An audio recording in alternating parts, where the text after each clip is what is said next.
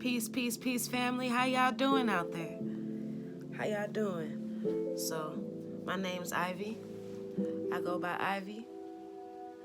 I'm from gateway, the gateway world of the St. Louis city. So, just to let y'all know what kind of videos that I do, don't worry about it.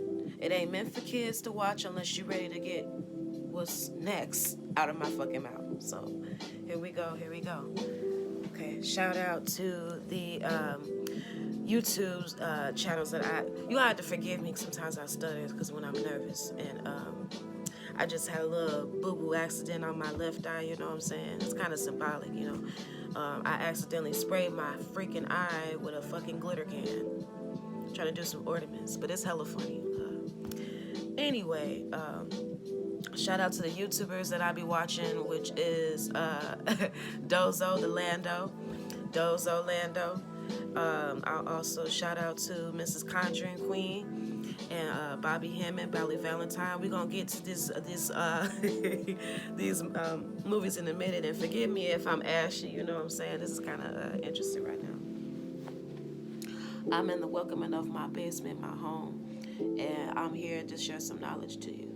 So, what makes you a natural born bruja is what they call it. Natural born healer, natural born giver, natural born mediums and psychedelics, and you have basically these spiritual healings and connections to the Mother Earth and different worlds and stuff. Basically, what makes you a natural born bruja, which is a goddess or a god. So here's some examples. I would suggest a few things. If you are a person who works with people, who are around people 24/7, who are touching people, who are pretty much like massage therapists, hairstylists, working in a hospital, these are my tips to you. Get you some black tourmaline to protect you from evil spirits, which is what you would want to call it, or to protect you from spirits that you do not want around you. People can steal your energy, take advantage of your energy, because if you are a natural born bruja, natural born god, then yeah, you definitely don't want to do that. People can take advantage of you, and they can just see you from a mile away what your energy is like. That's gonna suck because that happened to me plenty of times because I am actually a massage therapist. So for this, I'm just gonna say fuck all that. Do not let anybody touch your hair. If you are a black male, black woman, even though we don't say colors here, I'm just gonna say this is deeper than black and white here. If you are a natural born bruja, do not let nobody touch your damn hair. There's reasons why, and when you brush your hair at somebody's house or when you go to somebody's house, it's best for you to either flush it down the toilet, burn it, or make sure it's go all the way down that sink, because your crown is the connections to your spirit guides, to your ancestors, to the outer world that you are connected to. So that's my suggestion to you, to protect yourself. I just learned this, and actually this was a refresher to me because I kind of had a feeling of it, especially if you have locked hair. If you definitely have locked hair and you let somebody touch your antennas, that's not good. Unless they got that warm, cozy feeling energy where you're like, ooh, this feels like heaven. But if you know somebody like a vampire in energy sucking up your blood like they fucking Dracula out here in this motherfucking piece, don't let them touch you. You need a protection spell, or you need some sort of protection to protect your energy from those kind of people. If big crowds or malls or games or like big places where they're like clubs and a bunch of people are in and you're empathic or mediums or there's all kinds of brujas out here, but like if you're very sensitive to certain energies, then yeah, I would suggest you to stay your black ass home. So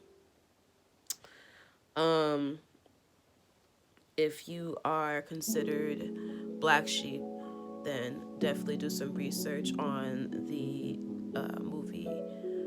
Well, there's actually different types of movies that you can actually relate, like Hercules, yeah. But also, I would tune in. Well, in a sense, Waterboy is kind of like it's kind of like an interesting like movie that basically describes the whole you cannot fit in with everybody else. You're different from everyone else kind of storyline. A lot of movies are posted like that for that reason, to give you that message. Movies is still programming, so that's still like a storyline that still considers the big picture of you are different from everyone else because you are a god. You are a god that you can either be reincarnated or new. It doesn't matter. You know your energy is just easy, where you just don't have to have candles if you don't want to. You can use candles to do rituals and stuff, but some people you don't have to. You can just speak it into existence and bam, here it comes. They call it this universal law of karmic. You know how you how can I say? Well, let's just give an example. My example is, you know, women, how we don't want our period to come, but like we know it's coming. So like you think it in your head, like, damn, I think my period's coming because I'm getting all emotional or whatever. And then it comes anyway. It's kind of like you speaking into existence. You keep thinking about it so much that it just comes up. If you have one of those abilities, then yeah, that's still considered, you are still a natural born Bruja. That's still considered part of your ability. You speak too much in they will call it the Heka energy. They call it the speaking through words, speaking through power through your words. Let's slow down here. Okay. We'll give a shout out to the tree man right here.